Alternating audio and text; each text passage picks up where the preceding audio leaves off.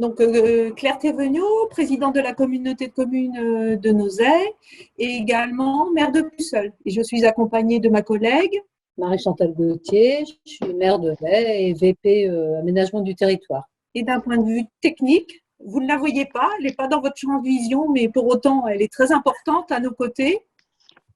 Bonjour, Magali Monnier, chargée de mission pour l'aménagement d'espace. Voilà Magali.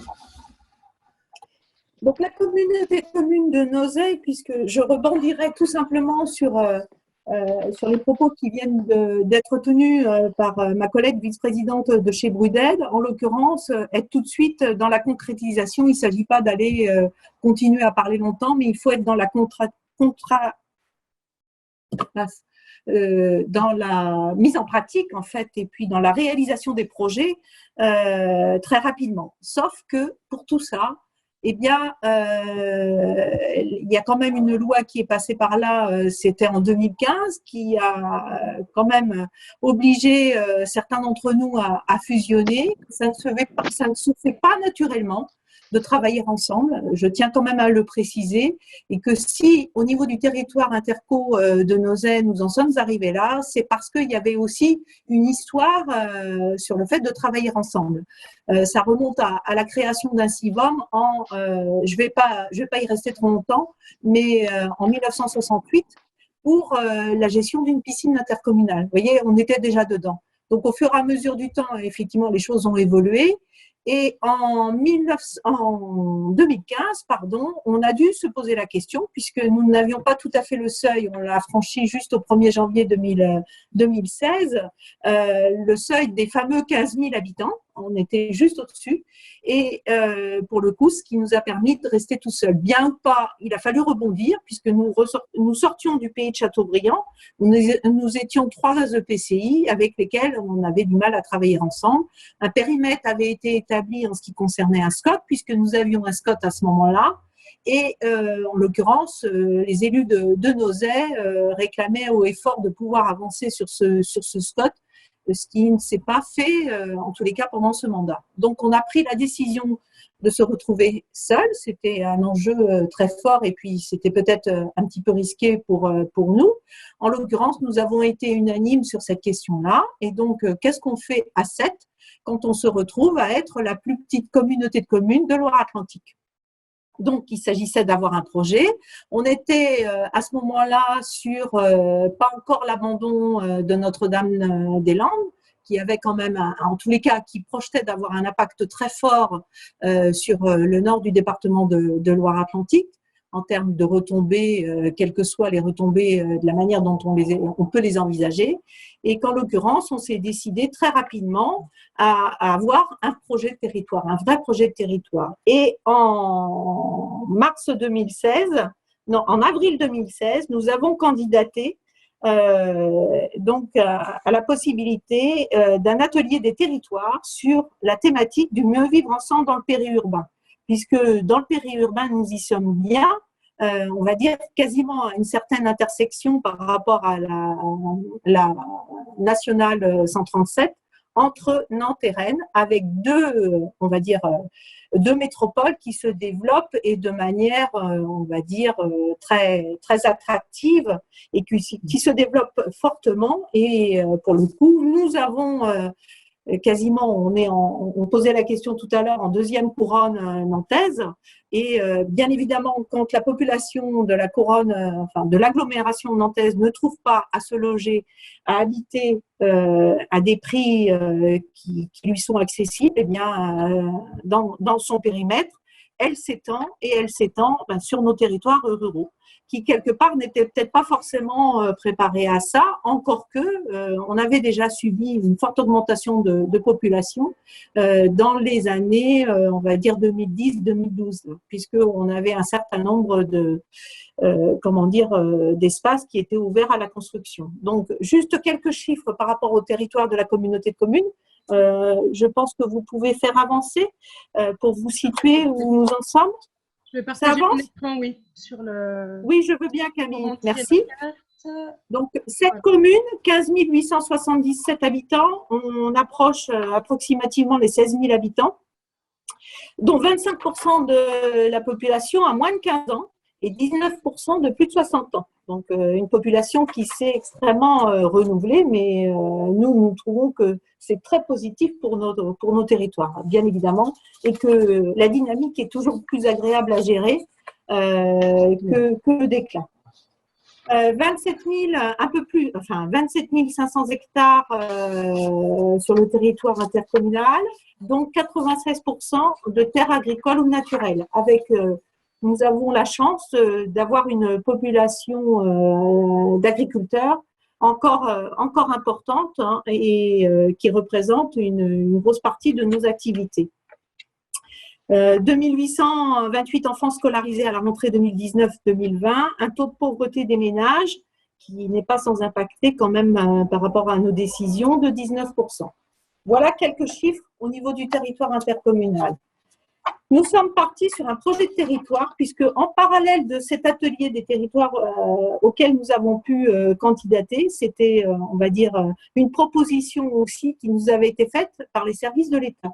À ce moment-là, c'était les DTTM qui nous avaient proposé, compte tenu de ce que je viens de vous expliquer en termes de devenir, c'était intéressant de pouvoir peut-être se porter candidat dans cette démarche d'atelier des territoires. C'est ce que nous avons fait et nous avons profité de cette démarche atelier des territoires pour aller travailler sur un projet de territoire, donc entre 2017 jusqu'à l'horizon 2030, avec pour objectif de devenir un territoire à énergie positive en 2030. Dans ce projet de territoire, il a été retenu une volonté forte pour renforcer cette attractivité du territoire, de valoriser les ressources et les potentiels tels qu'ils existaient, puisque nous ne voulons pas renier ce que nous sommes, c'est-à-dire un territoire rural où nous voulons préserver cette activité agricole. Et puis, un troisième pilier, des ressources qui rassemblent. Il ne s'agit pas d'aller continuer à se diviser. Tout à l'heure, ça a été dit, en l'occurrence, de continuer à se diviser entre communes et communautés de communes. Mais ce que nous aimons répéter à dire les uns et les autres, c'est que la communauté de communes, ce n'est que nous, les communes. En l'occurrence, ce sont bien les mêmes élus. Bien évidemment, quand on est candidat à une élection municipale, on n'a pas forcément de projet au niveau de la communauté de communes, puisque c'est pas comme ça, on est fléché directement, mais pour autant, il ne faut pas perdre ça de vue. Et je dirais que l'avantage que nous avons aussi, que nous avons eu au niveau de la communauté de communes de Nozay, c'est qu'il y avait un certain nombre d'élus, effectivement, pour lesquels il y a eu un renouvellement, mais un certain nombre d'autres qui étaient déjà en place avec une certaine continuité. Et c'est vrai que ça, c'est pas, je trouve que c'est très important en termes de continuité, parce que si les équipes successives effectivement remettent en cause systématiquement ce qui a été fait sur le mandat précédent, quand on est un petit territoire comme le nôtre, bien finalement, au bout du compte, on n'avance jamais. Donc voilà. Et on voulait, nous, faire perdurer cet état d'esprit qui faisait que quand on ne peut pas faire tout seul, eh ben, on essaie de faire ensemble.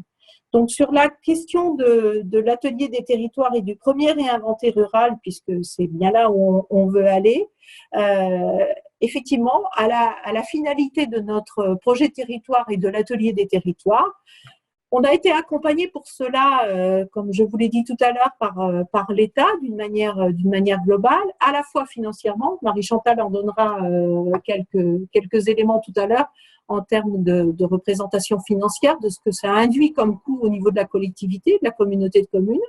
Mais nous avons été accompagnés par un cabinet extérieur que nous avons recruté, qui s'appelle le cabinet Interland, et qui nous a accompagnés tout au long de l'élaboration à la fois du projet de territoire, qui a permis finalement d'ouvrir sur cette démarche premier réinventé, et qui nous a ouvert sur des rencontres, notamment avec une personne de chez Interland, mais qui connaissait l'atelier Georges, avec qui nous travaillons toujours pour la démarche du réinventé. Et à la base d'un constat que, effectivement, si on voulait accueillir de nouvelles populations, il fallait qu'on prenne cette question de l'habitat, on va dire, à bras-le-corps, puisqu'on était déjà parti sur le constat que quand on était, en l'occurrence, sur la commune centre, Nozay, qui est Nozay, on arrivait encore à faire en sorte que les bailleurs sociaux puissent venir. Mais quand on est situé ou à Puceul ou à Tréfieux, en l'occurrence les deux plus petites communes de la communauté de communes, mais également chez mes collègues de taille plus intermédiaire au niveau des communes, c'était bien plus difficile. Et encore la même chose, la même réflexion par rapport aux promoteurs. Après avoir travaillé pendant plusieurs années à essayer de convaincre et à essayer de faire venir, voilà le constat qui était le nôtre sur la question de l'habitat.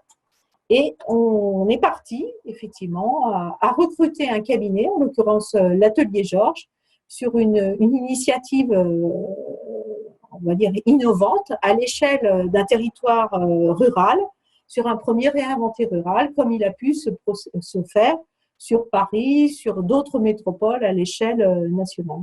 Donc, on n'a même pas eu peur, on s'est dit, on y va.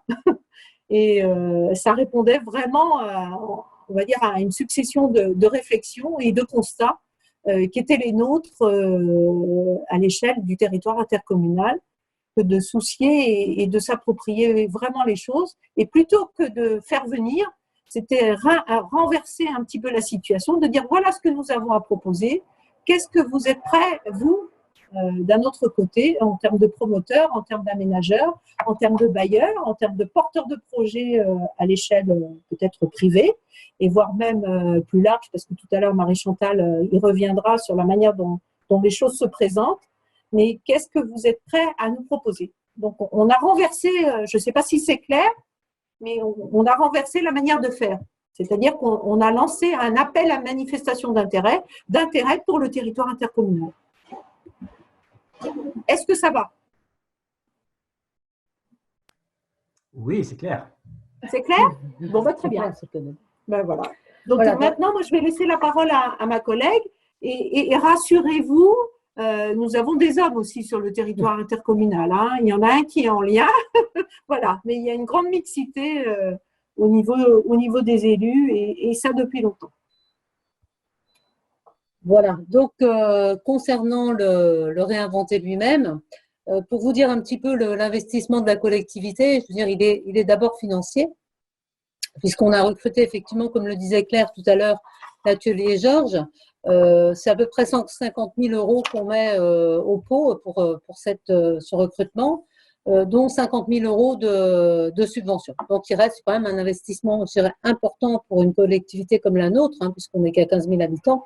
Donc, c'est quand même 100 000 € qu'on met dans le pot là, pour cet accompagnement. Donc, j'ai tendance à dire, et je le dis régulièrement, c'est mon rôle hein, de faire la méchante, et il y en a qui se disent que je suis des fois casse-pied, mais je suis là aussi pour faire en sorte que ça aboutisse, la démarche, qu'on ne soit pas juste dans le grand débat d'idées, qu'on aboutisse à quelque chose et dans les faits.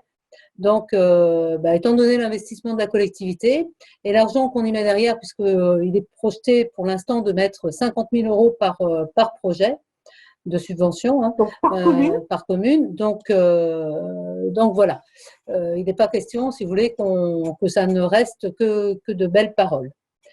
Voilà pour ça. Je veux bien qu'on passe à la carte du territoire et puis je vais vous proposer dans un premier temps de vous montrer un petit peu la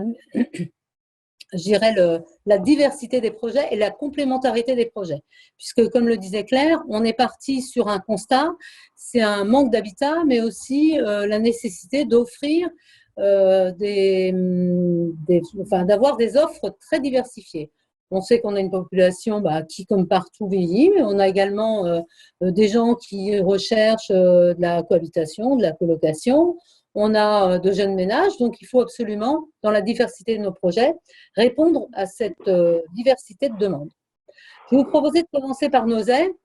Nozay, c'est un projet très atypique parce qu'on a un lieu atypique qui est vraiment superbe. C'est l'ancien garage Toulouse, qui est un ancien garage automobile, tout en pierre, qui jouxte la mairie, enfin qui est juste en face. Jouxte pas, mais qui est juste en face. Un superbe bâtiment. Et ce projet, en fait, consiste à jumeler à la fois habitat et artisanat. C'est-à-dire qu'on aurait des ateliers d'artisans ou d'artistes avec au-dessus un logement social ou à côté un logement social, en fait, pour l'artisan ou l'artiste. Alors donc, là, en fait, on travaille avec Solia et puis Sol Architecture qui ont répondu à l'appel à projet. Et puis, dans un deuxième temps, on va avoir besoin, bien sûr, d'Habitat 44 puisqu'on a du logement social. Je dirais que la difficulté, c'est jamais simple dans nos projets, vous allez le voir. La difficulté, c'est de trouver le montage juridique. Et donc, on est en recherche, on a quelques pistes pour réussir à faire en sorte que ça débouche parce que c'est vraiment très intéressant comme innovation. On aurait peut-être pu, pardon Marie-Chantal, on aurait peut-être pu préciser quelque chose sur comment on en est arrivé à avoir des sites sur chacune de nos communes. En fait, ça s'est fait assez rapidement et assez facilement, puisque chacune des communes a proposé un site. C'est pas dont elle ne savait que faire, mais grosso modo, c'est peut-être un petit peu ça quand même, en l'occurrence, où ça dépend des situations, parce qu'effectivement, il y avait ou du foncier, ou alors du foncier qui était vierge pour pouvoir aménager un lotissement. Effectivement, c'est le cas de Vey. Mais il n'y avait pas que ça. Il y avait aussi du foncier qui était. On est parti sur au début, on avait envisagé peut-être autre chose en l'occurrence que ce soit peut-être du foncier qu'on ne maîtrisait pas. Mais là, ça devenait trop compliqué. Donc, on est parti sur du foncier qui était maîtrisé par chacune de nos communes et où quelquefois il y avait un site dont tout seul, à l'échelle communale, on n'était pas forcément en mesure d'aborder les choses et puis d'aller chercher des financements. C'est où il y avait à déconstruire, ou alors à dépolluer, ou alors effectivement un investissement conséquent à y mettre. Voilà ce que je voulais proposer. Sur Nozay, si vous voulez, je pense que Nozay, ils savent très bien ce qu'ils peuvent faire du bâtiment. C'est-à-dire que l'intérêt ici, c'est d'avoir quelque chose d'innovant et quelque chose qui ne ferait pas seul. L'intérêt, là, c'est d'avoir des équipes qui vont accompagner et qui vont proposer des choses innovantes. C'est-à-dire que Nozay, à la rigueur, ils peuvent faire un bureau pour leurs policiers municipaux. C'est toujours possible. Mais c'est pas ça qu'on souhaite dans le réinventer. C'est bien d'avoir des propositions complètement innovantes et décoiffantes un peu. Voilà. Pour Abaret. Abaret, en fait, on est sur de l'habitat partagé pour personnes âgées, enfin en tout cas vieillissantes, avec des lieux, des locaux communs. Et puis, au-dessus de ces habitats, il y a 9 habitats pour les personnes âgées. Et au-dessus, on aurait de l'habitat en fait familial, qui serait porté là par Habitat 44. Donc, l'association qui travaille sur Abaret, sur l'habitat pour personnes vieillissantes, c'est l'association Coyo, qui a déjà des projets, mais plus sur la Belgique. Et donc, c'est quelque chose qui est vraiment très nouveau en France. Et là encore, comme à Nozay, je dirais que la difficulté, elle est là aussi dans le portage. Le fait d'avoir deux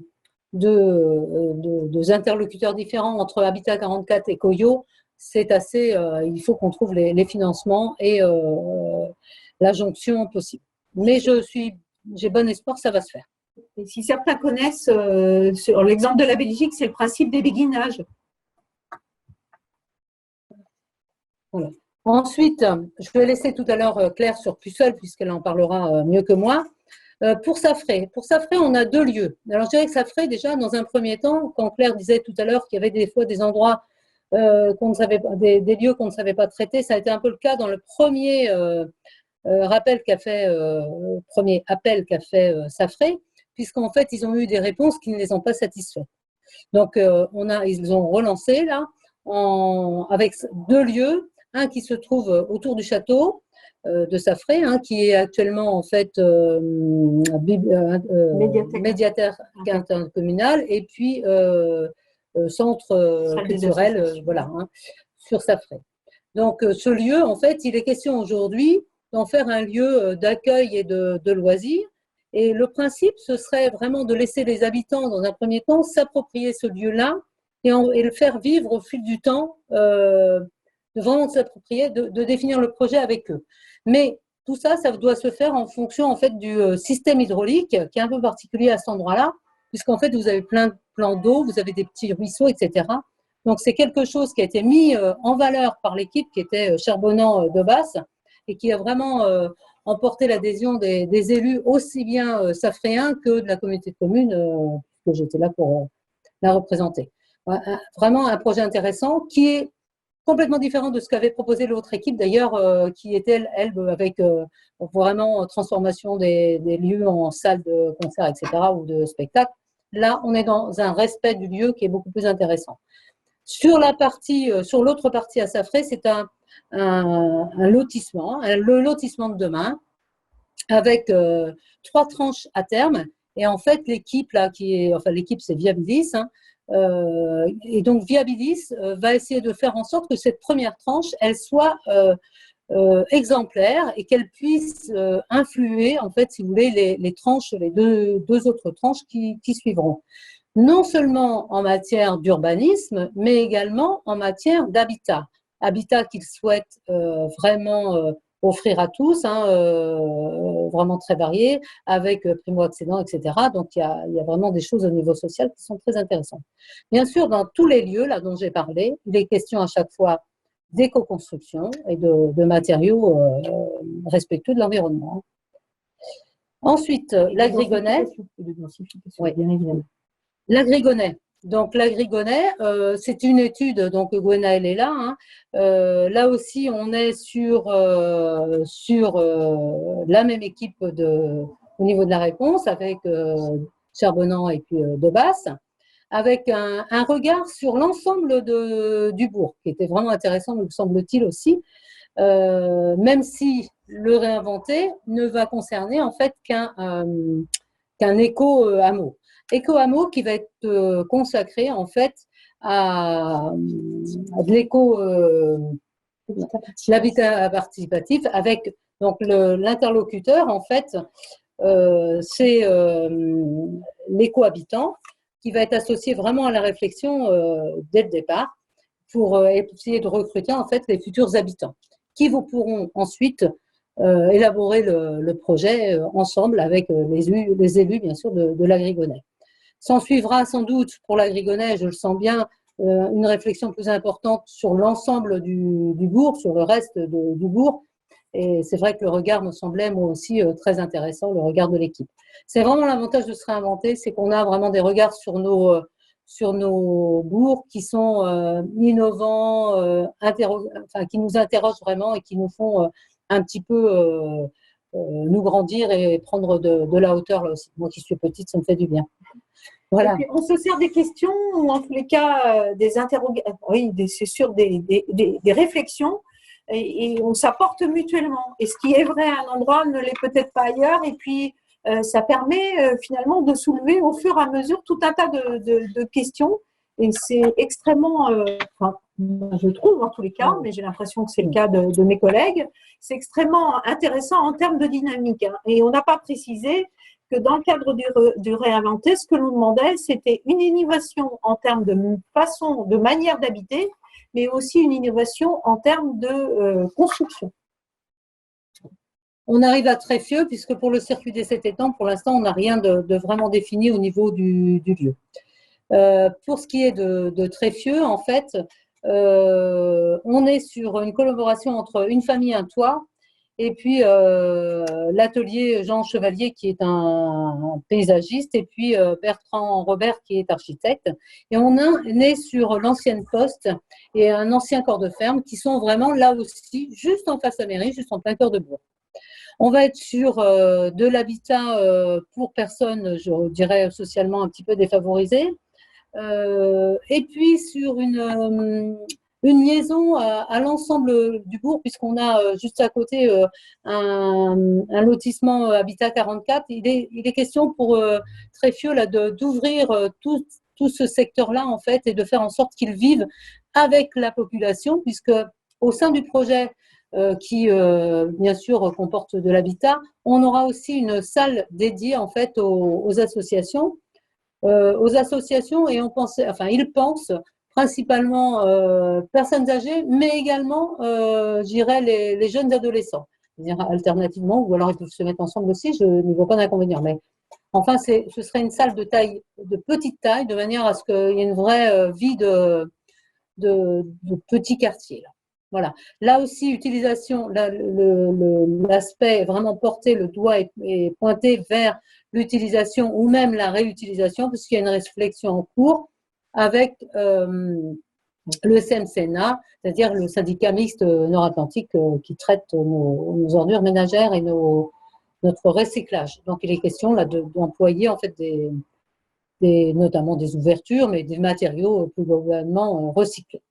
Voilà. Pour ce qui est de Vey, eh bien, on est sur un lotissement de demain. Hein. Quand Claire disait tout à l'heure qu'on avait beaucoup de mal à attirer les promoteurs ou même les bailleurs sociaux, c'était notre cas, puisqu'on on avait pressenti de travailler seul sur une construction, enfin un aménagement en régie.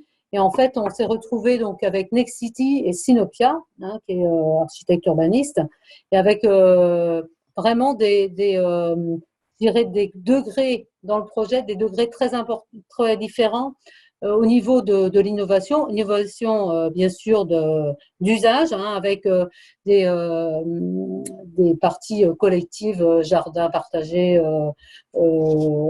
vergers, toute la langue boisée là qu'on va garder et qui fera partie complète de l'habitat du quartier. Une liaison au bourg qui va être poursuivie parce que c'est vraiment quelque chose qui nous semblait primordial.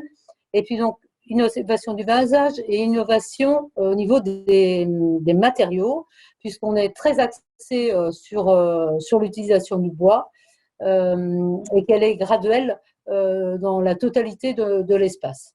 Voilà, avec une partie Habitat 44 qui lui aussi se prête complètement au jeu du réinventer et veut en faire une espèce de vitrine de l'habitat social. Voilà ce que je pouvais vous dire au niveau… Alors oui, je redis ce que j'ai dit tout à l'heure. Hein, pour la communauté de communes, je pense que notre rôle dans l'histoire, c'est de maintenir le cap, de faire en sorte que les enjeux soient respectés, c'est-à-dire qu'on ne laisse pas tomber, on n'allège pas au fur et à mesure que le temps passe. Et puis, on ne cède pas aux promoteurs ou aux différents candidats sur tel ou tel aspect des choses, pour toujours garder cet objectif d'innovation. Voilà. Donc voilà, le dernier, un zoom sur le projet de Puceul, qui lui est beaucoup plus, on va dire, large, avec un site que nous avions effectivement acheté voilà, déjà quelques années, puisque c'était le siège de l'ancienne CUMA. Et en plein cœur de bourg, donc vous voyez il y a toujours les anciens ateliers existants où on accueille une compagnie à résidence. D'ailleurs, j'en profite pour faire leur publicité. Si vous êtes intéressé, c'est la compagnie Paris-Bénarès. Ils ont des marionnettes géants. Vous verrez, c'est très intéressant en termes de dynamique et on va dire, de dynamique et d'animation par rapport à une fête. Voilà, n'hésitez pas à les contacter. Ils sont charmants.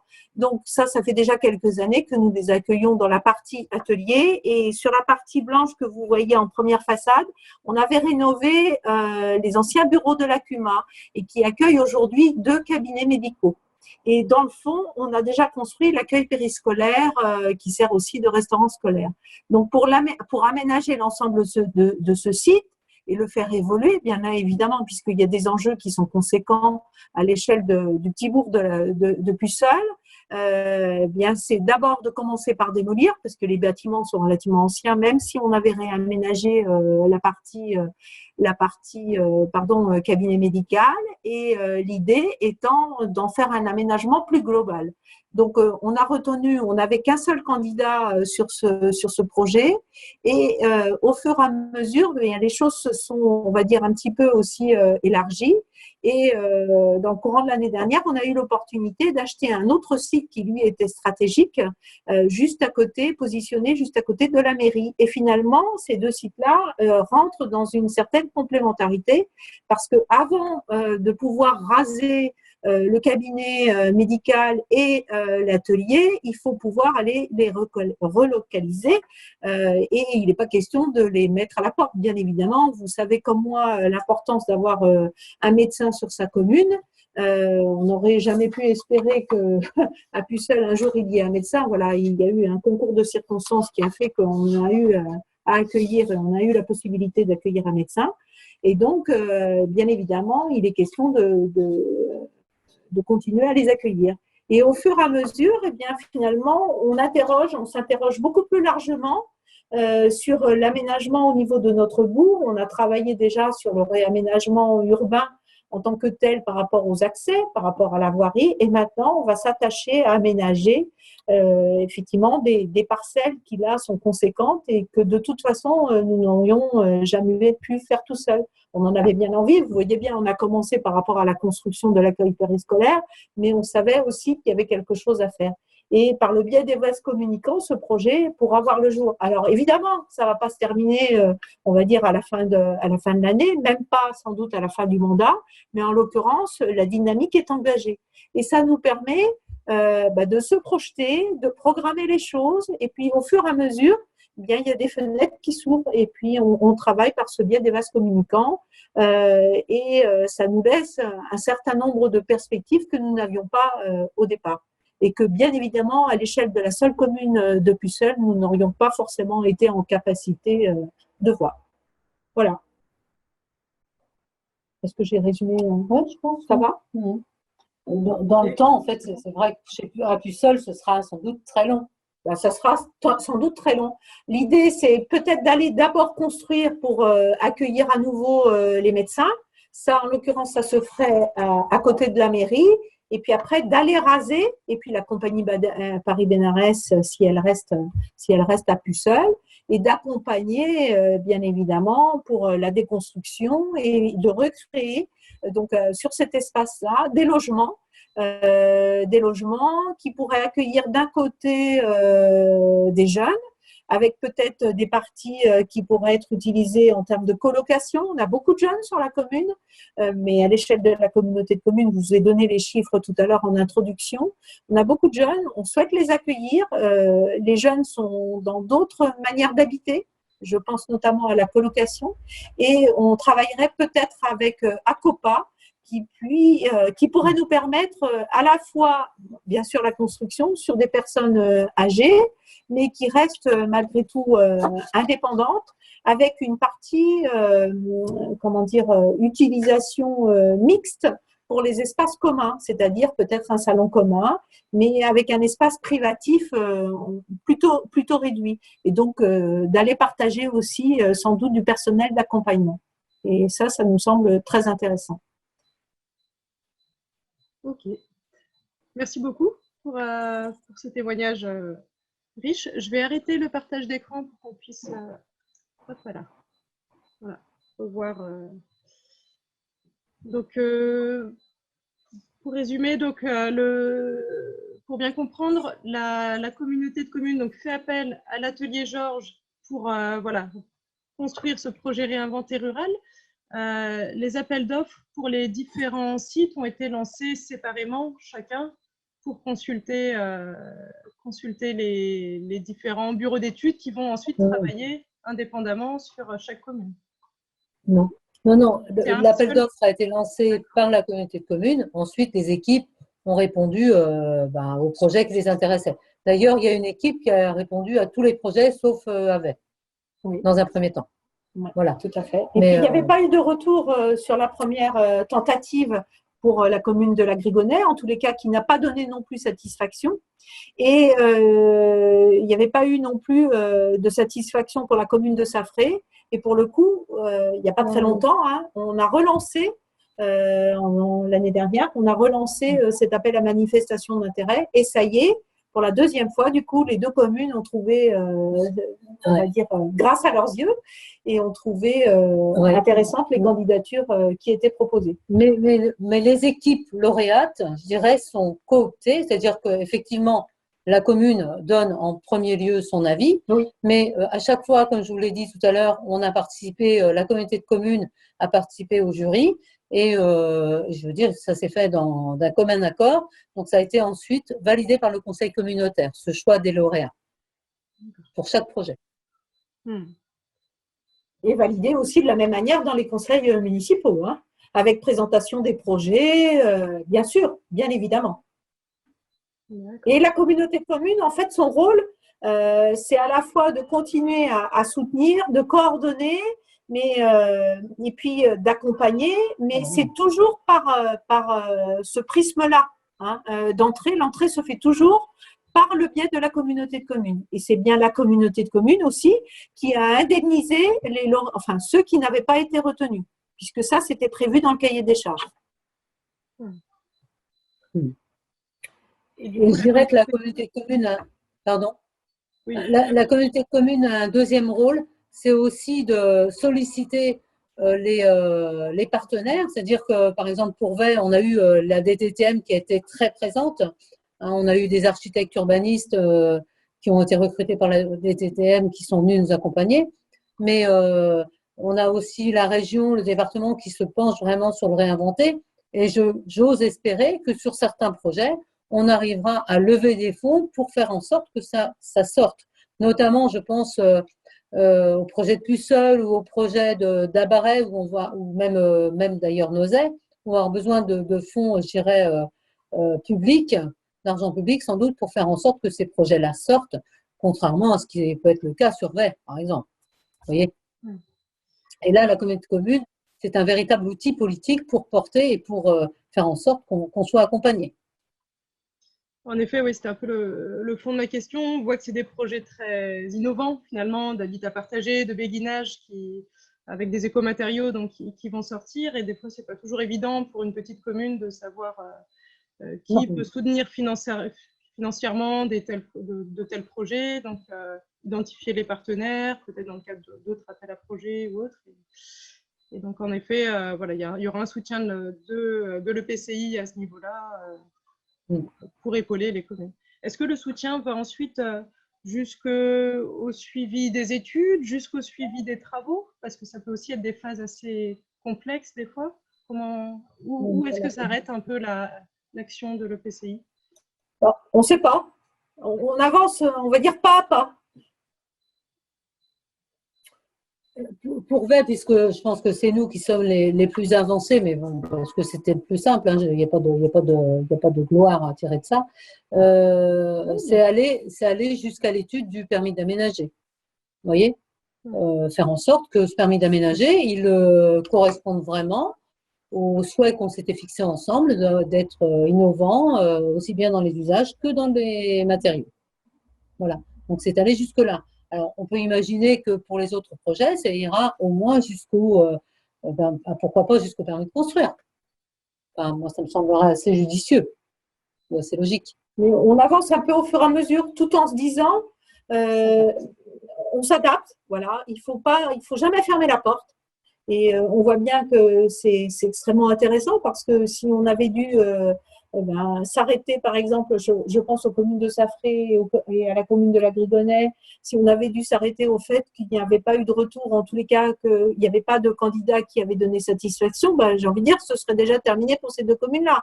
Et on s'est dit, non, on peut pas s'arrêter dans cette démarche-là. Donc, on avance pas à pas. Voilà, toujours dans cette idée, comme le nom du projet l'indique, hein, de se réinventer. Alors, c'est pas toujours facile, hein, parce qu'il y a des moments, voilà, hein, il faut accorder nos violons, hein, et pourtant on n'est que 7, mais on a peut-être des manières de voir différentes. Mais en tous les cas, ce qui est très riche, j'espère que mes collègues pourront témoigner de la sorte, ce qui est très riche, c'est ce que les uns vivent d'un côté, ça apporte toujours aux autres, de toute façon. Et ça suscite tout un tas de réflexions, à tel point que, par exemple, on s'est posé la question et on a lancé une réflexion là-dessus, sur l'aspect je l'ai abordé tout à l'heure au travers du projet de Puceul, sur la question des locaux pour les médecins. Eh bien, ça y est, on a déjà déclenché, on va dire, une réflexion et on se fait accompagner là-dessus. Et c'est la communauté de communes qui le porte. Vous voyez ? À côté du réinventé. Hein. À côté du réinventé. Mais tout ça, c'est complémentaire. C'est parti de là. Parce que beaucoup de communes se posaient la question. Et quand bien même il n'y a pas forcément de médecins sur toutes les communes, pour autant, on s'est dit que cette question-là, il ne fallait pas qu'on la laisse de côté, on la porte tous ensemble. Pour moi, la grosse difficulté, si vous voulez, dans le réinventer, moi qui suis un peu tous les projets, c'est de faire en sorte, si vous voulez, qu'ils soient tous à un moment ou à un autre réalisables. C'est-à-dire que il y a certains moments, je vous ai dit tout à l'heure, par exemple, pour ce qui est d'Abaret ou de Nozay, là, on a quelques difficultés pour l'instant un petit peu à voir quel est le portage. mais on commence à tirer la ficelle. On sent qu'on a un début de piste. Donc, à chaque fois, c'est justement faire en sorte de passer de l'idée à la faisabilité. Et là, c'est là l'enjeu, et c'est là qu'il faut vraiment se faire accompagner, trouver. Vous voyez, on a rencontré la Banque des Territoires, et ça a été une des heures les plus importantes, parce que ça nous a tiré une épingle du pied, quoi. Une épine du pied. Des fois, les épingles aussi. Moi, si aujourd'hui, là où j'en suis, là pour le coup, c'est avec ma casquette de maire de Pucelle, puisque on a sur une partie du projet, on a regardé la faisabilité. En termes d'équilibre, on n'y arrive pas, hein. Donc, si globalement on se décide d'arrêter là, bon, on va se dire tout ça pour ça. Eh ben non, il s'agit de ne pas renoncer, parce que de voir de quelle façon la commune peut apporter quelque chose. Est-ce que c'est en termes de foncier? Est-ce que c'est en termes d'organisation, d'aller chercher effectivement des habitants potentiels, des investisseurs potentiels? Et c'est ne pas renoncer de toute façon, quoi qu'il en soit. Et on s'est donné, grosso modo, l'ensemble du mandat. Effectivement, comme le dit Marie-Chantal, certains sont prêts à partir parce que les projets sont complètement différents selon les communes, mais on s'est donné le mandat pour bien avancer, et j'espère qu'il y aura une partie des choses qui se lanceront d'ici à la fin du mandat. Ça demande quand même un effort. Je vois pas de questions là dans le chat. Je ne sais pas si certains participants veulent prendre la parole pour poser des questions, voilà, pour rebondir sur ce qui a été dit. N'hésitez pas du coup. Moi, je me disais quand même qu'il y avait un effort financier de la communauté de communes, oui, mais il y en a forcément un aussi des communes. Voilà. Puisque forcément que si on veut quelque chose d'innovant, si vous voulez, sur nos lieux, là, les lieux qu'on propose, il est bien évident qu'on ne peut pas les céder au même prix qu'on les céderait à un investisseur lambda. Donc c'est un choix.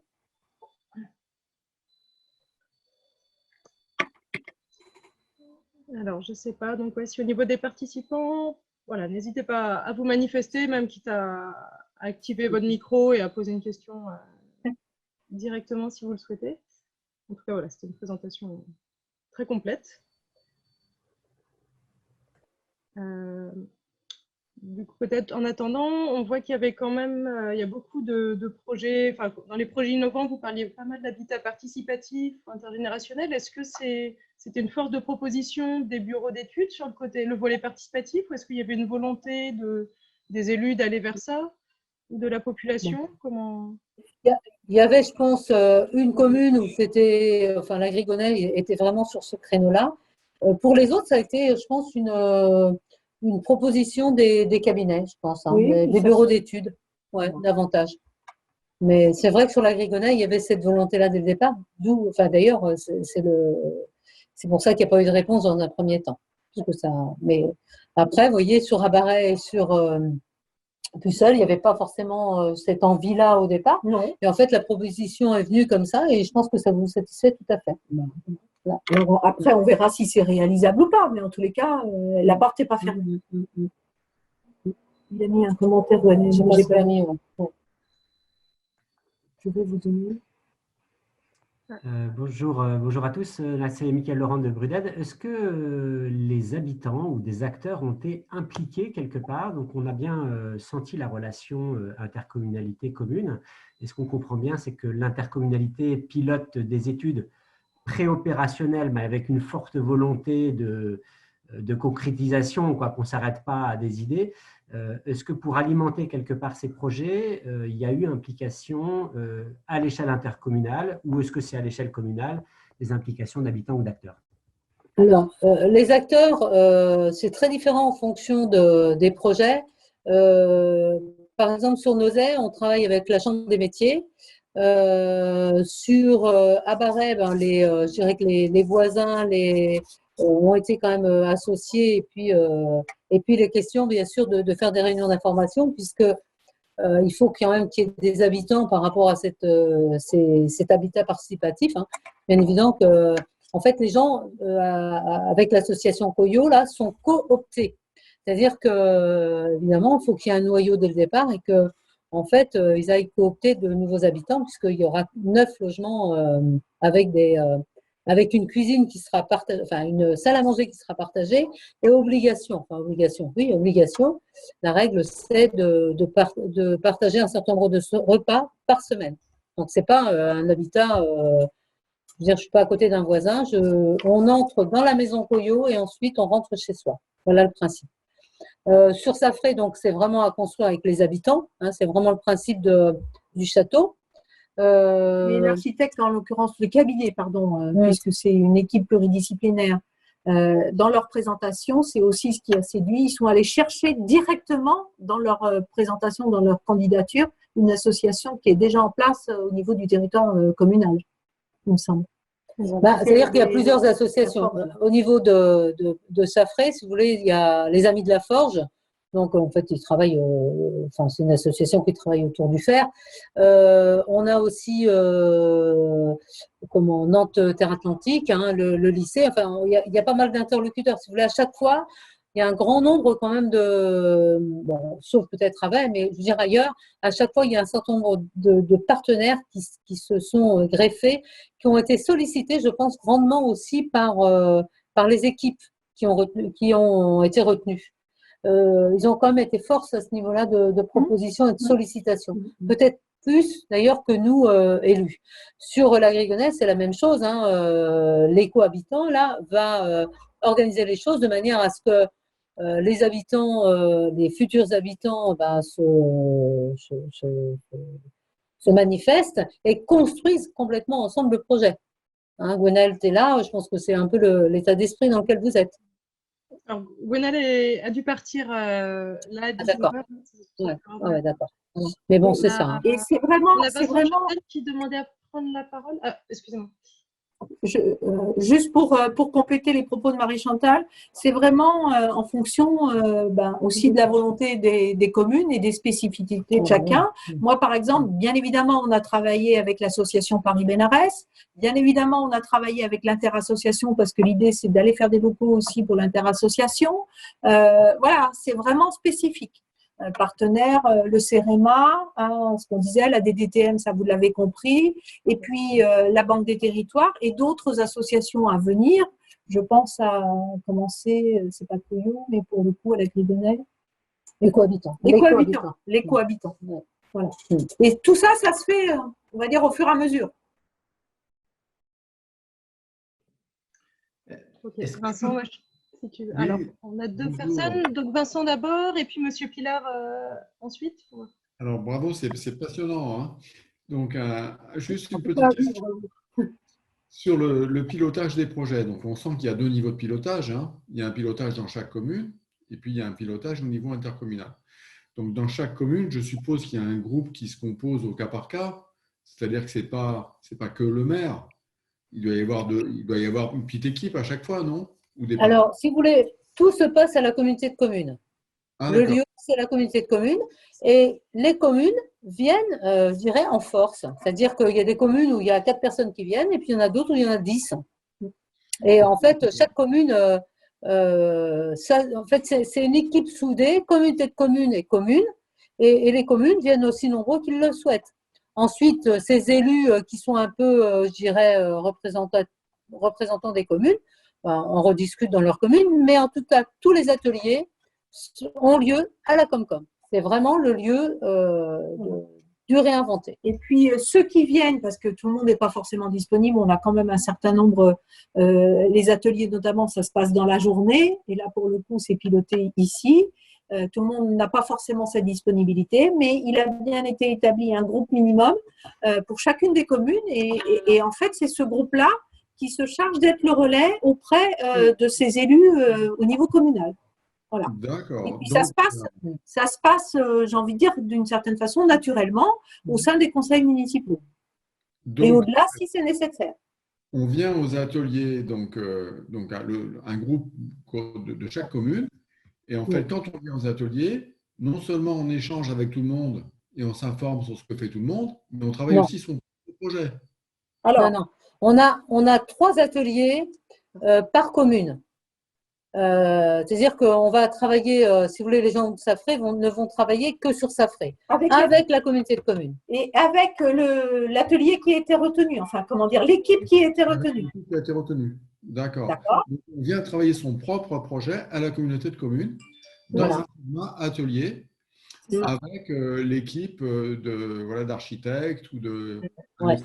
qui sont retenus. C'est Et puis ça. avec la participation de la communauté de communes qui co-anime. C'est ça? Oui, Voilà. oui, tout à fait. Mais on a fait quand même assez régulièrement, quand les équipes ont été retenues, les premières équipes ont été retenues, il y a toujours une présentation, il y a toujours un moment où on fait une présentation au conseil communautaire pour dire où on en est. Et puis, il y avait eu un Ça, régulièrement, atelier, ouais. ça je me souviens bien, il y avait eu un atelier aussi, où toutes les communes, il y a eu une présentation, et là, pour le coup, on était tous ensemble. Et on voyait ce que les autres faisaient, enfin ce que nos collègues faisaient, et de la manière dont ça avançait. Là, on a un point de prévu, si vous voulez, au niveau de l'ensemble des communes, un atelier qui est prévu, je ne sais plus, en septembre, pour refaire le point sur l'ensemble des projets. De manière, parce qu'il faut aussi que ce soit incitatif pour les autres, exemplaires. Oui. Quoi. C'est une émulation, quoi. Voilà, C'est c'est ça. ça. Ouais. Un échange entre les communes. Voilà. C'est ça. Ouais, ouais. Bon. Donc, vous arrivez à coupler un petit peu les deux. Mais Oui. ensuite, en fait, ensuite, c'est à la commune d'informer son conseil municipal. Oui. Et il n'y a pas forcément un groupe dans la commune qui vit sa vie tout seul. Non. Ah non, non, non. Enfin, non, normalement, non. non, Enfin, non. Donc, ça se passe toujours avec le dispositif d'animation un petit peu que vous avez mis en place. Oui. Ce qui n'empêche pas les communes de travailler peut-être entre elles entre-temps. Hein. Enfin, ça, on n'est pas maître. Mais en tout cas, toutes les avancées, elles se font dans le cadre des ateliers, ici à la communauté de communes, en présence de l'atelier Georges qui suit le Et dispositif. c'est bien Marie-Chantal, en tant que vice-présidente, accompagnée de Magali, référente technique, qui, on va dire, coordonne tout ça. Voilà. D'accord. Qui font le tour des communes, qui accompagnent chacun, voilà, quand il faut aller relancer. Marie-Chantal a fait le tour de tous les sites pour aller vraiment comprendre comment ça allait s'organiser. Et voilà. Donc, on a vraiment une élue référente qui est très, très impliquée, très engagée, qui doit y Très passer, beaucoup de temps. Beaucoup de temps. Voilà. Ah, mais c'est passionnant. Hein. Et est-ce qu'il y a autour d'elle un groupe projet, en fait? Ou est-ce que c'est surtout Madame Gauthier et Magali? Ou est-ce qu'il y a un groupe projet, comme parfois on a un groupe de pilotage ou quelque chose comme ça? Non, c'est nous le groupe. Non. C'est vous deux. Voilà. Oui. Après j'ai quand même. Et l'atelier Georges. Hein. Attention. Enfin, je veux dire, Oui, ils sont oui, quand même oui. très présents. Ça compte beaucoup. Hein. Oui, oui. D'accord. Donc après, la coordination en fait intercommunale, c'est quand vous faites des groupes d'échange entre les projets communaux. Hein. Oui. Et puis c'est ensuite quand vous informez le bureau et le conseil. C'est ça. Oui, puis je disais tout à l'heure, c'est aussi le fait de dire, on ne laisse pas la dérive s'installer. Enfin, je ne suis pas sympa, je ne suis pas non plus. Mais je veux dire, on est là aussi pour tenir, pour faire en sorte que ça sorte et que ça sorte dans les conditions prévues au départ. Alors, pour tenir, mais à la fois, il y a aussi, nous ne sommes que des êtres humains, hein, il y a aussi ce côté de réconfort. Par moments, on a des moments un peu de découragement. Moi, vous voyez, la dernière fois, bon, maintenant, ça va, ça passe mieux, mais des fois, on a des réactions vives, hein, on a des collègues qui viennent. Moi, par exemple, dans ma commune, j'ai des élus qui s'engagent, qui sont là, qui sont très présents, mais qui n'ont pas eu tout le parcours qu'on a pu avoir sur les mandats précédents, avec toutes les difficultés qui étaient les nôtres, si vous voulez, pour aller organiser un projet. Et puis, ils ont un peu le sentiment, ils ne comprennent pas pourquoi ça n'avance pas plus vite. Et puis, quelquefois, ils font des réflexions, c'est un peu vert, si vous voulez. Mais ça, c'est normal. Et puis, ça fait partie du jeu. Et ben, pour autant, on se soutient les uns les autres. Et je dois dire aussi que les maires sont aussi très présents, accompagnés de leur adjoint, selon, hein, est-ce que c'est l'adjoint à l'urbanisme, est-ce que c'est l'adjoint… En tous les cas, et puis ça vient compléter aussi notre démarche, puisqu'on est engagé dans un PLUI. Et tout ça, j'ai envie de dire, tout ça, ça s'intercroise, en fait, certaines choses ayant des influences sur d'autres. Et tout ça, ça vient bien se compléter. Donc, voilà, je dirais que la réussite quand même du projet, elle tient aussi au fait que les élus d'une commune sont nombreux à s'engager. C'est-à-dire qu'on a vu un moment sur Nozay, par exemple, où le maire venait tout seul comment voulez-vous que dans un projet qui peut un peu décoiffer ou on ne sait pas trop comment ça va se monter, quand il arrive en conseil municipal qu'il explique ça, on lui dit, mon gars, tu nous expliqueras un autre jour, mais on va, voilà. Plus les gens sont nombreux, plus ils sont à l'aise pour retransmettre à leurs collègues et pour porter le projet. Celui qui vient tout seul, c'est un peu difficile. Bon, Jean-Claude l'a compris, maintenant il est accompagné, c'est voilà. Donc la règle du jeu, c'est quand on vient aux ateliers, on vient à plusieurs. Voilà, c'est ça. Ouais. Ah oui. Ouais. Alors on avait une question de la part de Monsieur Pilar. Oui, effectivement, c'est un process qui est effectivement séduisant. Je vois très bien le lien direct entre les élus des communes, d'une commune avec la communauté de communes pour accompagner des projets communaux. Est-ce que le procédé est aussi valide, comment vous l'envisagez, si par exemple 2 communes, voire 3 communes avaient envie de mettre en place un projet entre elles, le projet commun? Enfin, pourquoi pas, je veux dire, là, vous voyez, je pense que le partenaire qui est l'éco-habitant, là, qui est à la Grigonnet, pourrait très bien, à terme, travailler sur Puceul. Enfin, bon, c'était déjà un petit peu quelque chose qui a été envisagé. Vous voyez, je pense qu'il ne faut pas s'interdire d'avoir effectivement des projets qui sont communs à plusieurs communes. Après, nous, l'intérêt aussi qu'on voyait, si vous voulez, dans la diversité d'offres, c'était justement d'avoir cette diversité, quoi. Puisqu'on a quand même une population qui est diverse et variée comme ailleurs, mais on a à la fois des populations jeunes et des populations vieillissantes. Si on est tous sur le même projet, c'est peut-être un petit peu embêtant, puisque nous, on n'est que 7 communes. Vous voyez, on est toujours aussi dans cette idée d'aller rechercher finalement une certaine forme de complémentarité. Oui. Au-delà de l'aspect complémentaire, c'est vrai que nous, on a une réflexion qui est à peu près la même que la vôtre. Quand on part des habitants, travailler uniquement sur un périmètre communal, ça a parfois tendance à, je dirais pas de scléroser, mais à faire en sorte que les habitants ont un projet dans leur commune et finalement les liens entre habitants sur certains types de dossiers sont beaucoup plus distendus d'une commune à une autre. Et le fait parfois d'avoir des projets communs entre 2 communes, par exemple, ça permet de faire un lien entre les habitants au sein d'une communauté de communes. Pourquoi pas? Et puis d'avoir un peu de dynamisme. Oui, c'est sûr. Tout à fait. C'est sûr. Mais pour aller voir les habitants, moi je pense quand même qu'il faut déjà avoir un peu travaillé. On n'y va pas avec la page blanche. Ça ne marche pas. C'est bien joli sur le fond, en termes de… Effectivement, on a tendance à vouloir mettre beaucoup sur cette démocratie ou en tous les cas sur cette implication des habitants. Quand on a réalisé le projet de territoire, on avait essayé de mettre en place un atelier, comment on l'avait appelé, atelier des citoyens.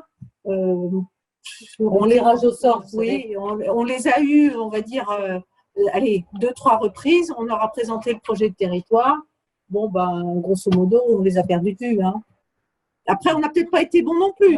C'est pas ce que je veux dire, mais il faut quand même y aller avec un peu de matière.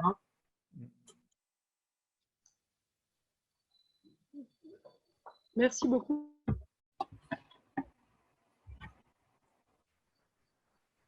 Alors, est-ce que je peux poser une autre question? Voilà, Camille, ton micro est terminé. Vincent, on va peut-être te laisser prendre une dernière question et puis ensuite, on passera justement à ton intervention si tu veux bien. D'accord. Donc, est-ce que vous avez un mode de faire assez innovant, là. Donc, ça décoiffe, comme vous dites, dans chaque commune, mais je pense même au niveau global. Est-ce qu'on le retrouve sur d'autres dossiers? Est-ce que vous avez d'autres dossiers comme ça où c'est un peu innovant, un peu décoiffant, où vous avez un mode de faire comme ça très, très, très projet finalement? Finalement, j'ai envie de dire, c'est un peu une incidence, en tous les cas une influence surtout sur l'état d'esprit, on ne s'interdit rien. Vous voyez, Claire, tout à l'heure, on a parlé l'histoire de la maison de santé, enfin de la santé plus globalement, où on a fait appel, en fait, dans un premier temps à la Banque des Territoires.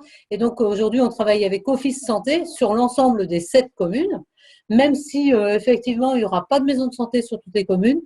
Voilà, c'est un souhait de traiter tous ensemble et quand même sur chaque commune cette histoire de santé qui nous concerne tous. Si vous voulez, c'est un peu une manière, oui, je pense, de saisir des sujets au niveau de la communauté de communes. Et le projet de territoire avait quand même été à l'origine de cette démarche, hein, puisque très accentué sur l'idée de complémentarité. On s'est découvert peut-être, enfin on s'est découvert, en tous les cas, on s'est écouté, on a appris à se connaître peut-être davantage dans le cadre du projet de territoire, et on a bien vu que de toute façon, si on n'allait pas chercher les complémentarités, de toute façon, c'est pas les autres qui le feraient pour nous, et c'était sans doute ça qui nous permettrait j'ai envie de dire, de relever les défis de demain. Et aujourd'hui, je trouve que ça nous a ouvert beaucoup de fenêtres, beaucoup de manières de faire, beaucoup d'ouverture d'esprit, je trouve. C'est là que je me dis que la taille, si vous voulez, ça peut être un problème, la petite taille, mais ça peut être aussi une force. Et je pense le fait de n'être que 15 000 habitants, peut-être 16 aujourd'hui, mais et de n'être que 7 communes, avec simplement une commune de 4 000 habitants, enfin, on est de taille à peu près semblable. Donc, en fait, il n'y a pas de hiérarchie entre nous, et je veux dire, les sujets sont très ouverts et le contact est facile. Bon, on a peut-être une présidente qui permet ça. Bon, quoi que, faut pas. Non, mais je veux dire. non, mais bon, voilà. Je veux dire, la démocratie, elle existe. Je veux dire, chacun saisit des sujets, propose des sujets. Voilà. On n'y arrive pas tout de suite, hein, ni du premier coup. Hein. Il y a forcément, voilà. mais on s'engueule et puis voilà. Puis après, on passe à autre chose. Non, mais voilà. Mais on est dans un état d'esprit. Je pense que vraiment, et puis cette démarche de réinventer, parce que moi je dis toujours, enfin c'est pas moi qui l'ai dit la première, hein, bien sûr, mais on ne va jamais aussi loin que quand on ne sait pas où on va. Alors des fois ça peut faire peur. Hein, je vois bien, on n'est pas tous dans le même état d'esprit, bien sûr, mais les uns entraînant les autres. Oui. Et y compris ceux qui, des fois, sont un peu plus aventuriers, ben, c'est pas plus mal que d'en avoir d'autres peut-être plus raisonnables qui disent « Attention, t'as pas regardé ça, t'as pas regardé ça ». Et c'est bien. Et c'est bien parce que ça fait de l'émulation entre nous. Ok. Merci beaucoup pour cette intervention. C'est vraiment très riche et motivant. On sent qu'il y a de l'énergie derrière tout ça et du plaisir en tout cas. Il y a du plaisir. Oui. On y prend plaisir, oui, c'est vrai. Du coup, je vais laisser la parole à Mickaël pour animer la deuxième partie du webinaire.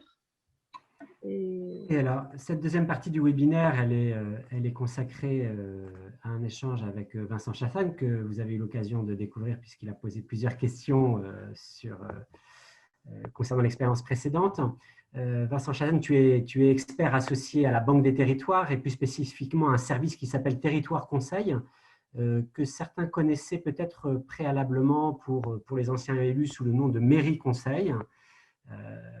Et qui a depuis rejoint, enfin, qui était déjà un service de la Caisse des dépôts et consignations, et avec les évolutions de la Banque des Territoires, Territoire Conseil est devenu quelque part une entité plus rapprochée de la Banque des Territoires.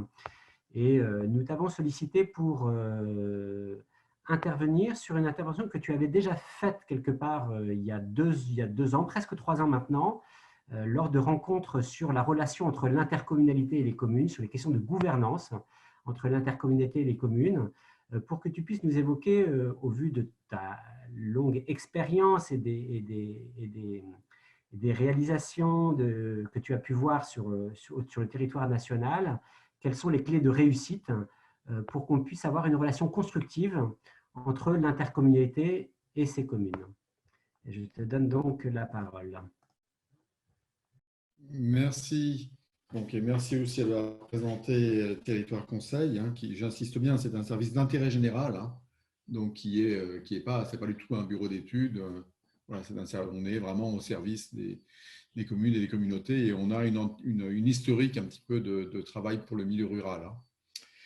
Voilà. Alors, donc là, je vais aborder ce thème des clés de réussite pour une relation constructive entre intercommunalité et communes. Et en fait, je crois qu'il y a beaucoup de choses qui ont déjà été dites là, parce qu'on a une très bonne illustration de quelques clés là.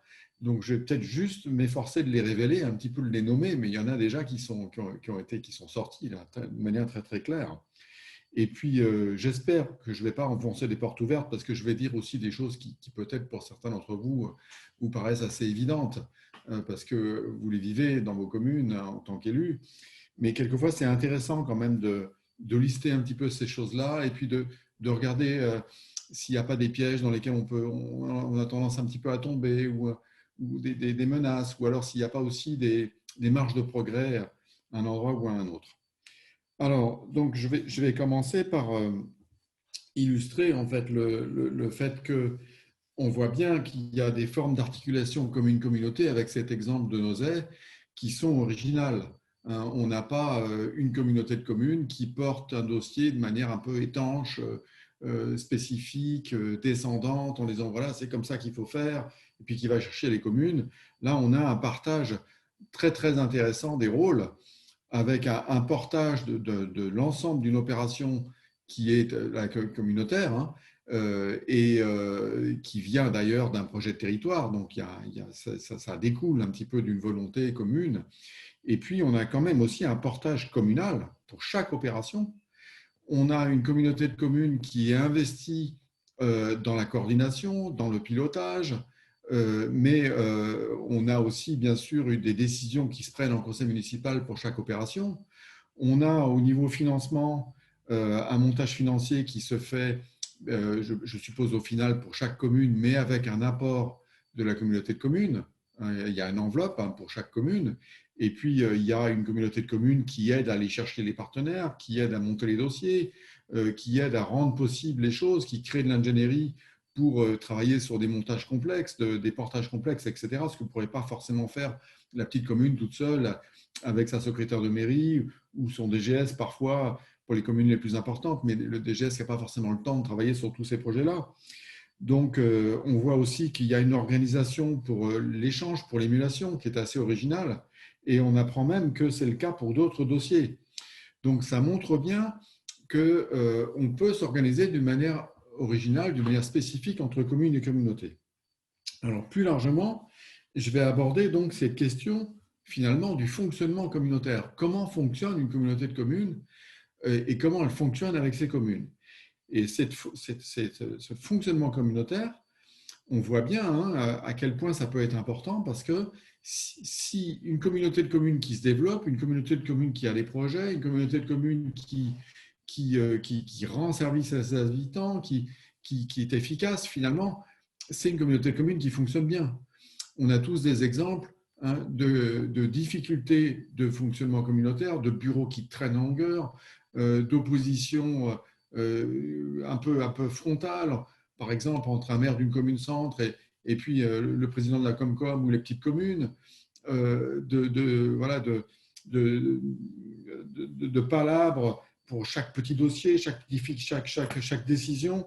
Donc, ces communautés de communes qui fonctionnent mal, ben, finalement, elles se développent mal, elles ne vont pas forcément aller chercher des moyens financiers, elles ne génèrent pas des projets nouveaux. Donc, il y a une corrélation directe entre un bon fonctionnement communautaire et puis la qualité de ce qu'on va réaliser pour les habitants.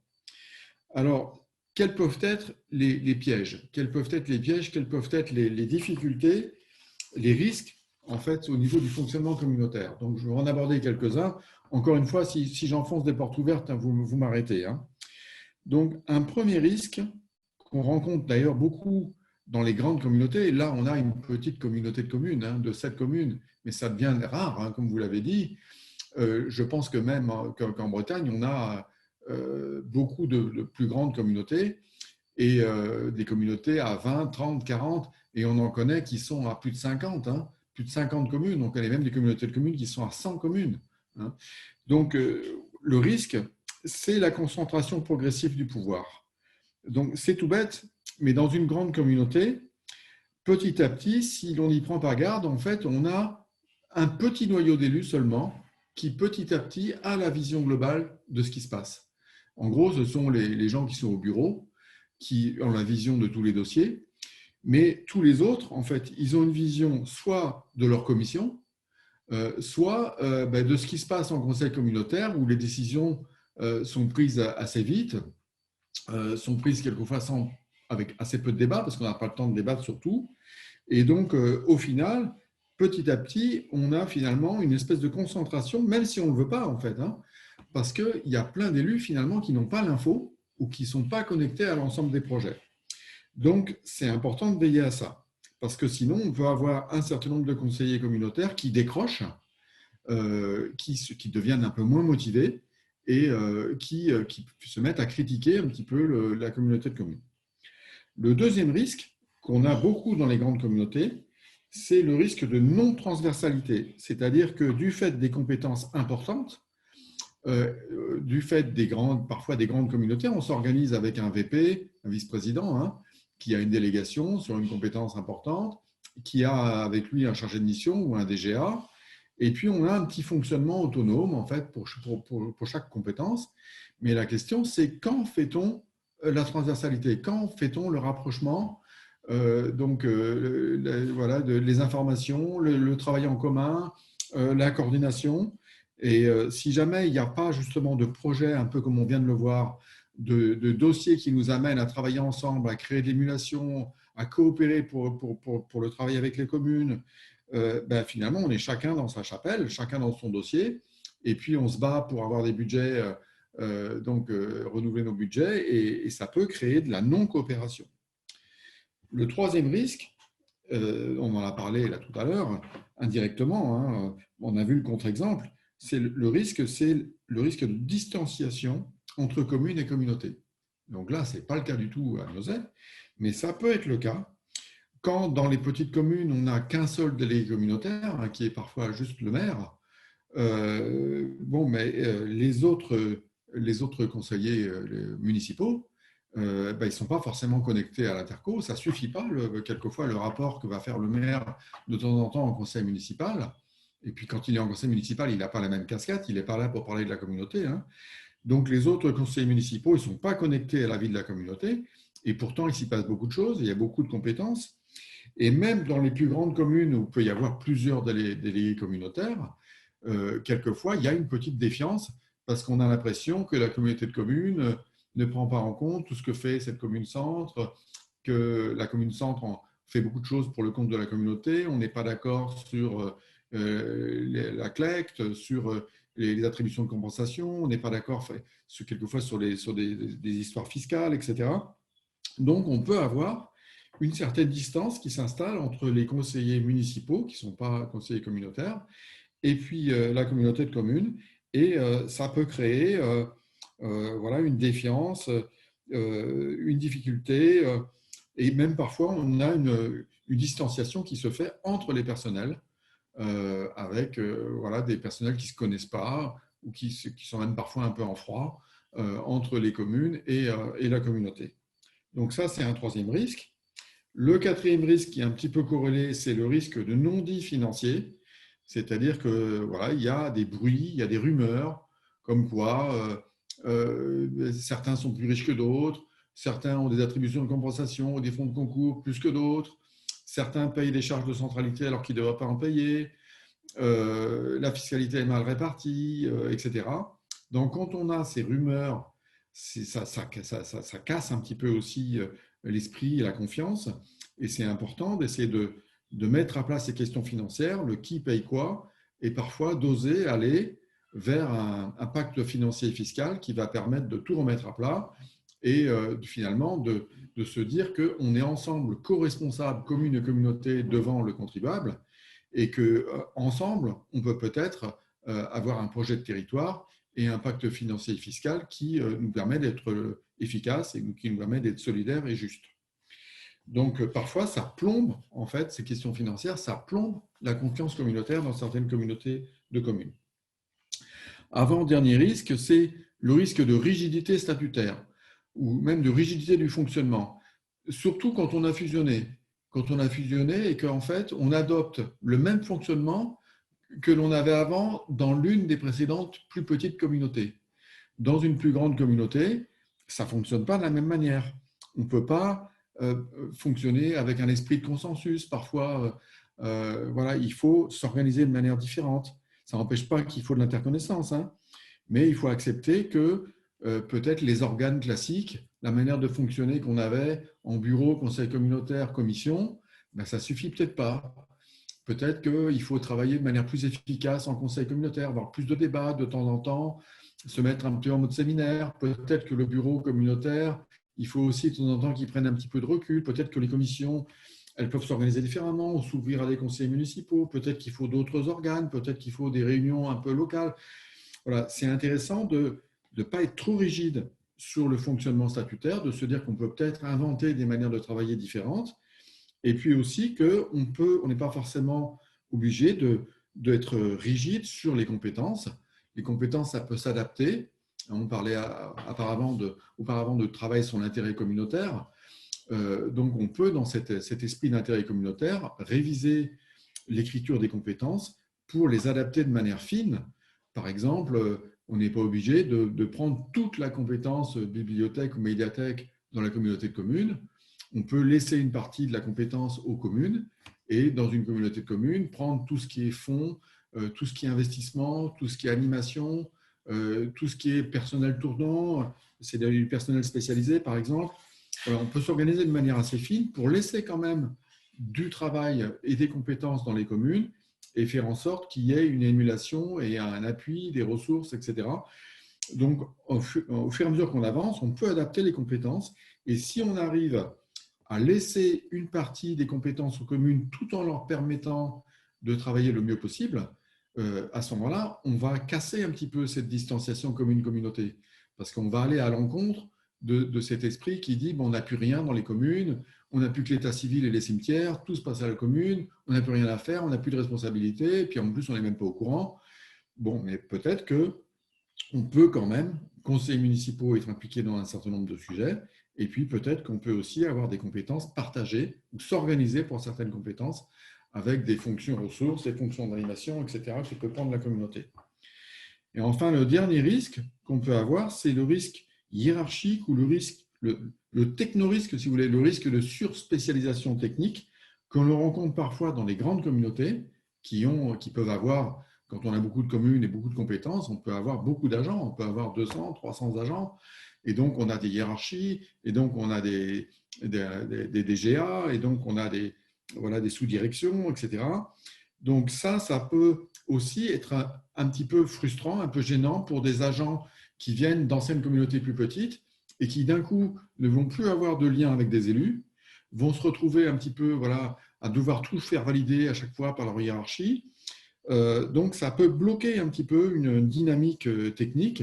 Donc c'est important aussi de réfléchir à ça et de se dire voilà, comment on garde de la souplesse et comment on garde de la souplesse pour garder cet esprit un peu de tandem élu-technicien et pas forcément tout ramener en haut d'une pyramide avec des DGA et des DGS qui sont en contact avec les présidents, les vice-présidents, et puis en dessous, il n'y a plus grand-chose. Donc, comment on fait en sorte de maintenir cette vie en fait, communautaire avec des agents et des élus? Donc, voilà, ces risques, vous les connaissez peut-être, vous avez peut-être déjà vécu, vous pourrez d'ailleurs vous exprimer dessus. Hein. Donc, face à ces risques, quelles sont finalement les clés de réussite? Vous allez voir que c'est directement corrélé à ces risques. Hein. Donc, les clés de réussite, qui vont peut-être vous paraître encore une fois évidentes, et puis on peut en rajouter, vous pourrez en donner d'autres. Hein. La première, je dirais, c'est donner du sens. Donc, elle est liée à cette question du projet de territoire. Hein. Donner du sens, c'est en fait savoir en permanence, dans le collectif des élus, et même le collectif des agents, pourquoi on est là, pourquoi on est ensemble, qu'est-ce qui finalement nous anime, qu'est-ce qui fait le sens de notre projet, ne serait-ce qu'en quelques phrases. Voilà, on sent bien qu'on peut dire en quelques phrases le sens du projet communautaire de Nozay. On sent bien que le sens, c'est finalement être ensemble pour l'attractivité du territoire, être ensemble pour continuer à accueillir des jeunes, pour ne pas être un territoire dortoir de deuxième couronne, pour être un territoire rural vivant qui a sa propre identité, pour s'appuyer sur nos ressources, pour les valoriser, les protéger, pour créer des dynamiques communautaires de réseau, voilà, pour aller chercher, aller créer les services qu'il nous faut, et pour finalement voilà, créer une dynamique entre les communes. Voilà, on sent qu'il y a un sens qui finalement s'exprime et se partage entre les communes, et c'est le sens du projet de territoire. Donc parfois, même si on n'a pas un projet de territoire, même si c'est qu'un projet de mandat, ou même si on n'a pas eu le temps de le faire, c'est important, ne serait-ce qu'en bureau, et si possible de partager dans un moment de séminaire avec beaucoup plus d'élus, de partager un petit peu ce sens-là, c'est-à-dire, voilà, est-ce qu'on est autre chose qu'un ancien CIVOM qui était une structure de service aux communes? Qu'est-ce qu'on fait ensemble? Quel est le sens de notre projet de développement? Qu'est-ce qui nous fait vivre, en fait? Qu'est-ce qui nous fait exister dans cette communauté de communes? Donc ça, c'est le premier levier. Si on ne l'a pas, c'est difficile quelquefois de décoller, et c'est difficile de créer la confiance, c'est difficile d'aller chercher après des dossiers un petit peu compliqués comme un programme pluriannuel d'investissement, comme un pacte financier et fiscal, comme un travail sur la mutualisation, parce qu'on va revenir à ce fameux esprit de clocher, et puis parfois on aura aussi des petites guéguerres entre les grandes communautés et les petites. Voilà, c'est important donc d'avoir ce sens et ce climat de confiance. Le deuxième levier, la deuxième clé de réussite, on la sent très bien à la communauté de communes de Nozay, c'est une posture politique d'écoute et de dialogue. Mais ça commence au niveau de la présidence et des vice-présidents. Donc, est-ce qu'ils sont là pour diriger et pour créer une sorte de pyramide dans laquelle ils prennent les décisions, ou est-ce qu'ils sont dans une posture d'écoute des communes, et même des petites communes, et de dialogue avec les communes, avec donc les conseillers municipaux? Est-ce que de temps en temps, ils vont dans les petites communes, soit voilà, par exemple une fois par an, ou alors par groupe de petites communes, quand il y a trop de communes? Est-ce qu'il y a des structures un petit peu interfaces quand on a des très grandes communautés qui permettent de faire ce lien avec les communes? Est-ce que il crée de ce fait-là la confiance, hein, sachant que si on n'a pas cette confiance entre l'exécutif d'une communauté de communes et les petites communes, ça va être très difficile de travailler, ça va être très difficile d'innover. Donc, est-ce que cette confiance, elle se traduit de manière informelle, ou est-ce qu'il faut aller jusqu'à la mettre dans ce qu'on appelle un pacte de gouvernance ou un pacte politique? Vous savez qu'on est invité à le faire, hein. Mais l'intérêt, ce n'est pas forcément de le faire de manière un peu classique, banale, avec un bureau d'études qui va vous faire travailler voilà, sur des items un petit peu classiques. L'intérêt, c'est de le faire à votre manière. Qu'est-ce qui est important pour vous, en fait, dans votre communauté de communes? Qu'est-ce qui fait ce pacte de confiance ou ce pacte politique? Donc, ça veut dire qu'il y a peut-être des choses importantes à y mettre dedans, en termes de valeurs, de posture, de manière de faire. Et puis aussi, on peut définir dans un pacte de gouvernance comment fonctionnent les organes, hein, et qu'est-ce qu'on fait pour faire fonctionner ces organes ou pour les améliorer. Voilà. Donc, on sent chez vous qu'il y a la confiance, hein, qu'il y a la confiance et qu'il y a cette posture d'écoute. Voilà, c'est très, très net. Ensuite, peut-être une autre clé de réussite, c'est ce fameux principe de subsidiarité. Vous savez, on appelle ça la subsidiarité active. On en a parlé beaucoup en Europe, mais c'est aussi valable dans une communauté de communes. La notion de subsidiarité, ça signifie qu'on garde l'échelon de proximité pour agir à la bonne échelle, en fait, en mutualisant quand c'est possible. C'est-à-dire que quand c'est possible d'intervenir à l'échelon, de travailler avec l'échelon de proximité, on le fait. Et on aide l'échelon de proximité à le faire. Voilà. Donc, on ne fait pas systématiquement à la place d'eux. Et même sur des compétences qui sont des compétences, je dirais, régaliennes d'une communauté de communes, hein, l'aménagement, le développement économique, ça ne veut pas dire qu'on va passer au-dessus des communes à chaque fois. Par exemple, la question des commerces, elle concerne à la fois la communauté de communes dans sa compétence économique, mais elle concerne aussi la commune, hein, parce que c'est la commune qui a besoin de ces commerces. C'est la commune qui peut s'impliquer si jamais on va créer une épicerie associative un peu innovante, par exemple, parce que l'épicerie classique a fermé et on sait que ce n'est pas possible de faire venir un Vival ou un Carrefour City. Il faut faire quelque chose d'autre. Ben, c'est la commune qui va créer la dynamique avec les habitants. Voilà. Donc, ce n'est pas parce qu'on a une compétence économique qu'on va passer au-dessus. Même chose pour l'aménagement. Si on fait un PLUI, on le sent très bien à Nozay, là, on va faire en sorte que chaque commune ait son projet dans le projet, quelque part. que chaque commune réfléchisse. On va réfléchir à la fois ensemble, mais ça donne l'occasion à chaque commune de travailler. Donc, c'est cette notion de subsidiarité active. Voilà. Donc, on peut, selon ce principe aussi, pousser la question de la mutualisation, donc de manière ascendante ou descendante, hein, c'est-à-dire, voilà, une communauté de communes peut aider une commune même en matière de personnel, et inversement, une commune peut aussi, avec son personnel, aider pour une compétence intercommunale. Par exemple, si une communauté de communes a la compétence scolaire, elle peut avoir besoin encore de personnel communal. Elle ne va pas forcément tout faire avec son personnel intercommunal. Peut-être qu'au niveau communal, ben, on a besoin quand même de travailler voilà, sur la proximité. Alors, une autre clé de réussite, ça va être l'amélioration continue de l'organisation et des règles. Alors ça, peut-être que dans une petite communauté de communes, ça se fait tout seul finalement. Mais dans une grande communauté de communes, si jamais on ne se le dit pas, si jamais on ne l'organise pas, finalement, on va avoir du mal à le faire, cette amélioration continue. Dans certaines grandes communautés, on crée même une commission gouvernance dont le rôle est de surveiller un peu tout ce qui se passe au niveau organisation, gouvernance, fonctionnement de chaque organe. Et cette commission gouvernance, elle est là pour, de temps en temps, faire un petit pas de côté, se dire comment ça marche, est-ce qu'on ne pourrait pas améliorer ceci ou cela? Et par exemple, elle va dire, voilà, le conseil communautaire, on est trop au champ d'enregistrement, on va proposer un fonctionnement en 2 temps. Chaque conseil communautaire, il y aura certes un temps où on va passer en revue les délibres, mais il va y avoir un temps de débat sur un seul thème. Et puis peut-être qu'on va faire une fois par trimestre ou une fois tous les 6 mois un séminaire du conseil communautaire. On va se mettre ensemble toute une journée, on va travailler en atelier, etc. Peut-être qu'on va faire de temps en temps la soirée des conseillers communautaires, des conseillers municipaux, je veux dire. Ou alors on va faire un grand forum des élus où tous les élus seront invités. Et ça, on le fait au moins 1 fois par an ou 2 fois par an. Et on travaille ensemble, on fait des ateliers, on s'écoute, on travaille sur des priorités, etc.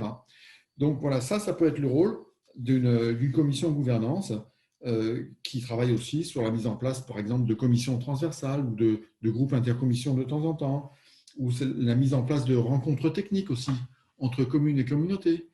Même si on a des secrétaires de mairie, c'est extrêmement intéressant que les secrétaires de mairie soient réunis de temps en temps avec la communauté de communes, qu'on les écoute, qu'elles soient informées, et puis qu'on puisse aussi les aider, hein, qu'on puisse mutualiser parfois des choses avec elles, etc.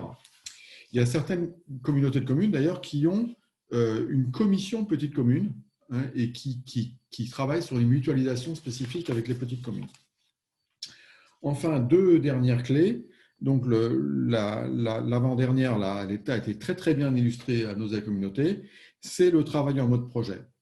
Voilà, c'est intéressant dans les communautés de communes de ne pas uniquement travailler de manière classique en bureau, conseil et commission, mais aussi de travailler en mode projet, c'est-à-dire d'avoir un certain nombre de projets comme les vôtres, là, voilà, réinventer. Réinventer, c'est un projet et ça crée un mode de travail très, très différent en fait, du travail en commission, hein. Voilà, qui va stimuler les communes, qui va stimuler les acteurs, qui va créer des tas de coopérations un petit peu nouvelles. On peut avoir un travail en mode projet sur une compétence culture, on peut avoir tout un projet sur le développement durable, on peut avoir un projet biodiversité, on peut avoir un mode projet sur la mobilité, par exemple avec un groupe mobilité qui va créer comme ça toute une dynamique, hein. Donc, c'est intéressant d'avoir ces modes de projet différents parce que quelquefois, dans les commissions, on reproduit des modes de faire un peu classiques avec des dossiers qui sont instruits par les techniciens qui ensuite font valider ce qu'ils ont déjà fait. Et puis, voilà, on a toujours un peu les mêmes qui reviennent, mais on n'a pas forcément une stimulation et du déclenchement de projet comme ça systématique. Et puis, la dernière clé de réussite, elle est toute bête, hein, c'est tout simplement la valorisation constante de toutes vos réussites et peut-être même le récit de vos réussites. C'est-à-dire qu'il se passe tellement de choses finalement dans une communauté de communes qui bouge, qui fait des projets, qui invente, etc., que c'est très important de le faire savoir, de le faire connaître. Et ce n'est pas, bien sûr, auprès des habitants, mais déjà même auprès de l'ensemble des élus. Parce que sinon, finalement, on passe à côté de tout ce qui se fait. Les élus qui ne sont pas connectés avec Réinventer, qui sont sur autre chose, ben, voilà, ils ne sont pas tellement au courant, ils vont entendre parler comme ça, mais ils sont pas dedans, quoi. Et puis, ils ne vont pas avoir tout le récit, toute l'histoire de ce qui s'est créé. Donc, c'est important de créer un récit en fait, de tout ce qui se passe dans vos communautés de communes et de partager le récit de toutes ces dynamiques entre communes et communautés. C'est-à-dire qu'on peut raconter ce qui se passe dans les opérations communautaires, mais aussi ce qui se passe d'intéressant dans les communes. Et notamment, si l'on a un projet de territoire ambitieux ou si l'on a une démarche de transition écologique ambitieuse, c'est une manière en fait de raconter la transition qui est en cours, le projet qui est en cours. Voilà, un projet de territoire, c'est pas quelque chose qu'on prépare, puis on le réalise, puis pof, c'est fini. C'est quelque chose qui se fait en continu. Donc il y a un chapeau, il y a les ambitions, et puis on y va petit à petit. Et c'était très bien dit par la présidente là. Ça va prendre du temps. On commence et puis on continue, et puis on va y aller petit à petit. On va financer les projets petit à petit, au fur et à mesure du temps, des moyens, des partenaires. Un grand projet de territoire, c'est pareil. Donc, il faut savoir le raconter et, si possible, le raconter d'une manière participative. C'est-à-dire que le participatif, il peut être dans les projets concrets, mais il peut être aussi dans le raconter. Il y a des exemples de communautés qui font aussi des appels à manifestation d'intérêt pour raconter le projet de territoire. On peut faire des pièces de théâtre, on peut faire travailler les jeunes sur des vidéos, on peut faire des stands de rue, on peut faire des événements qui sont des événements communautaires, etc. Donc, avoir plusieurs manières d'associer les gens dans ce récit commun. Je trouve que c'est intéressant et c'est aussi une des clés de réussite pour le lien commune-communauté.